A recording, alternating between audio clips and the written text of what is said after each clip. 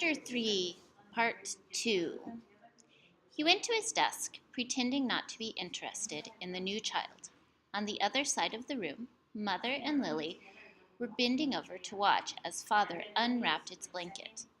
"What's his comfort object called?" Lily asked, picking up the stuffed creature which had been placed beside the new child in his basket. Father glanced at it. "Hippo," he said.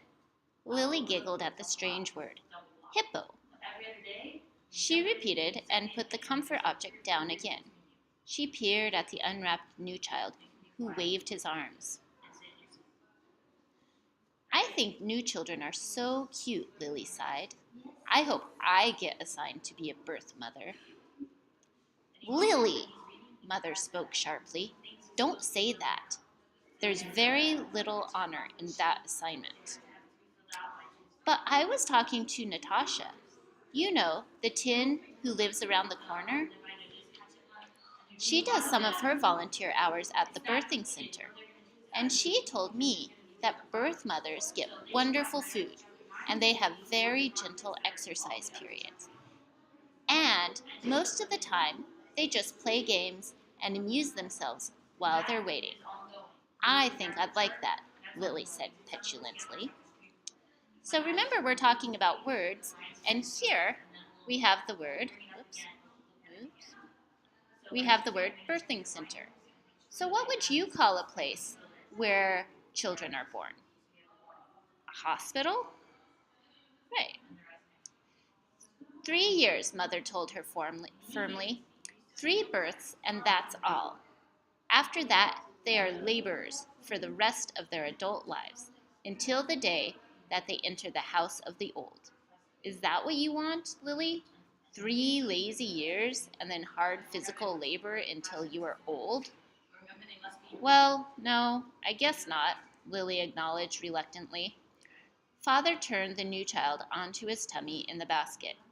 He sat beside it and rubbed its small back with a rhythmic motion. "Anyway, Lily Billy," he said affectionately, "the birth mothers never even get to see new children. If they enjoy the little ones so much, you should hope for an assignment as a nurturer. When you're an 8 and start your volunteer hour, you can try some at the nurturing center," Mother suggested. "Yes, I think I will," Lily said. She knelt beside the basket. "What did you say his name is? Gabriel?"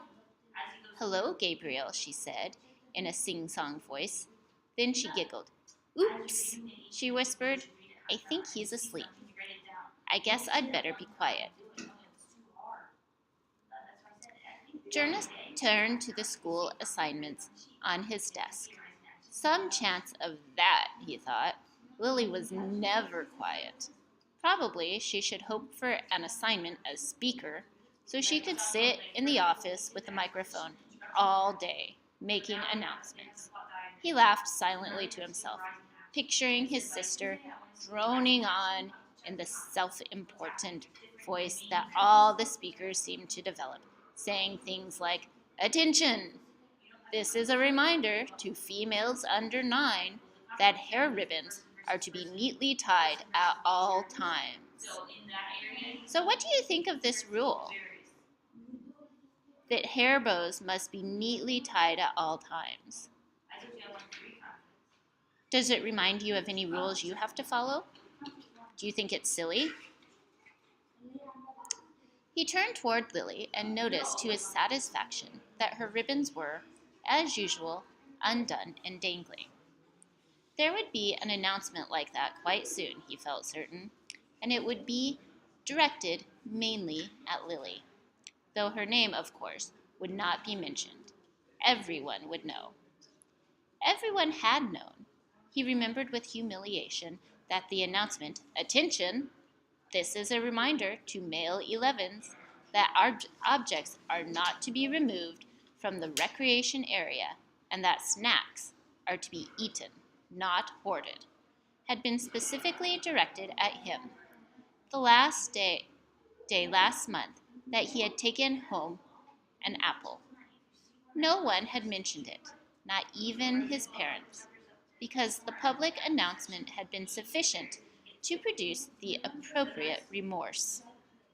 He had, of course, disposed of the apple and made his apology to the recreation director the next morning before school. Jonas thought again about that incident.